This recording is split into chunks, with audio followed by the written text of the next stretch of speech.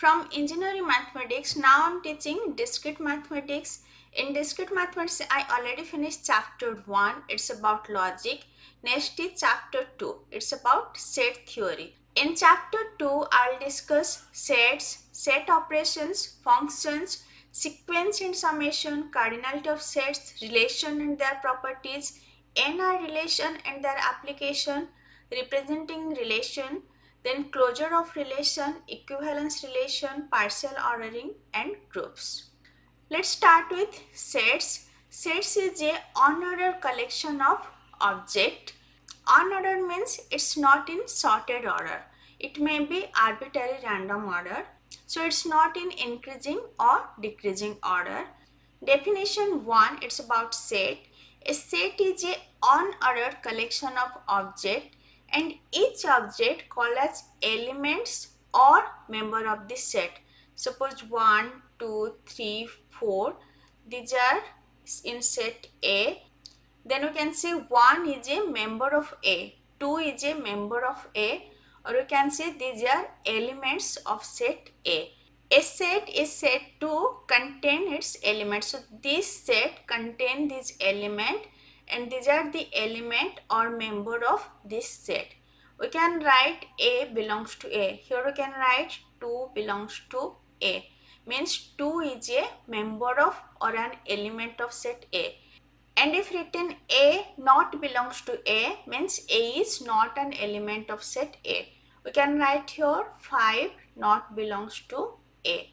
5 is not an element of A. Generally, we used uppercase to represent sets and lowercase to represent elements of sets. There are different methods of representing sets. First one is roster method where we list all the members of set. For example 1, the set B is all vowel in English alphabet. We can write B equals to A, E, I, O, U. We just list out all the vowel like A, E, I, O, U. Next example 2, the set O of odd positive integers less than 10. So 1, 3, 5, 7, 9. We can list out all the odd number which are less than 10. Next example 3, the set of positive integer less than 100. We can write 1, 2, 3 till 99.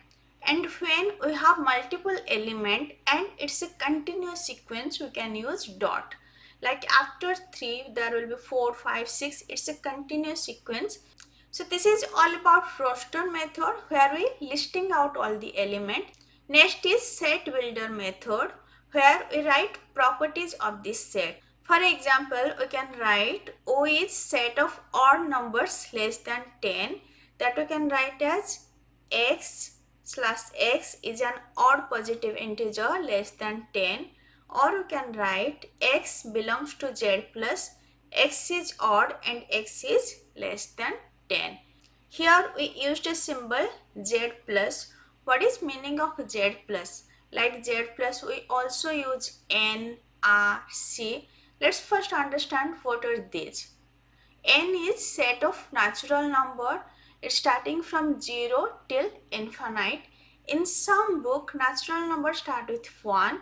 Next is Z. Z is set of integer. It contains negative, 0 and positive number.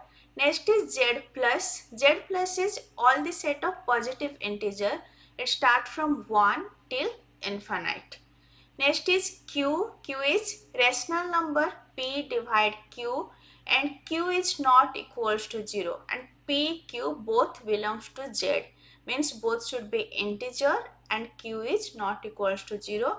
Then we can say it's a rational number. 1 divide 2, it's a rational number. Minus 2 divide 3, it's a rational number. Next R is set of real number. Then R plus set of positive real numbers. C set of complex numbers.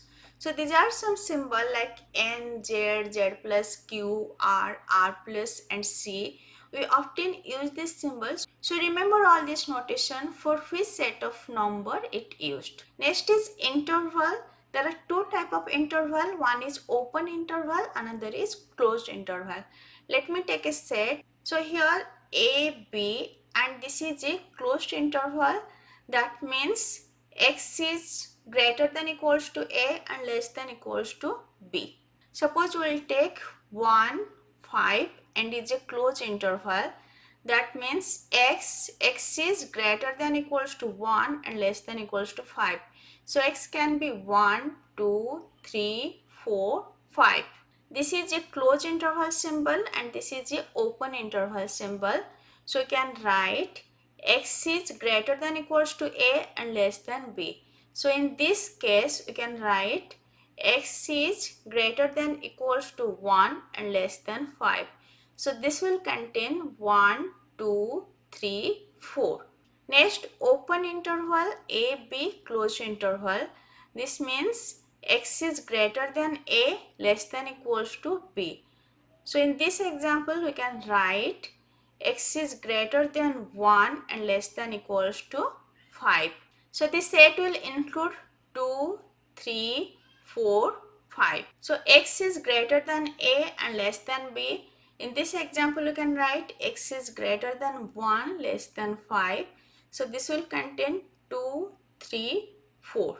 So here this is a closed interval symbol, square bracket, and this is a open interval symbol, bracket.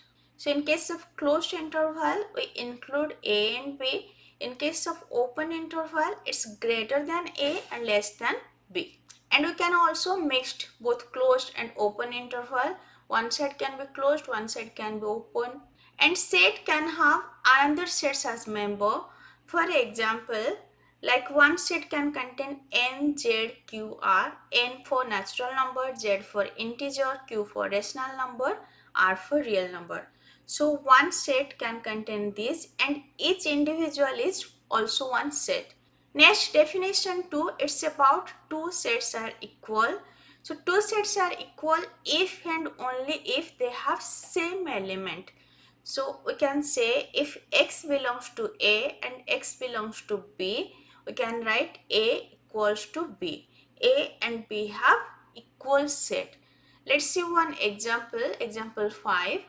We can say 135 and 351 are equal because set is a collection of unordered set. Order doesn't matter. 135 and 351 are equal. Even repetition doesn't matter. Like 1, 333, 5555 is equivalent to 135. So if two sets contain equal element irrespective of the order and irrespective of the number of occurrence, we say both sets are equal. In today's lecture, I discussed introduction to set, how to represent sets like roster method and set builder methods, then notation for numbers and equal set. In next lecture, I will discuss empty set, Venn diagram. If today's lecture is helpful for you, please like, share and subscribe. Thank you.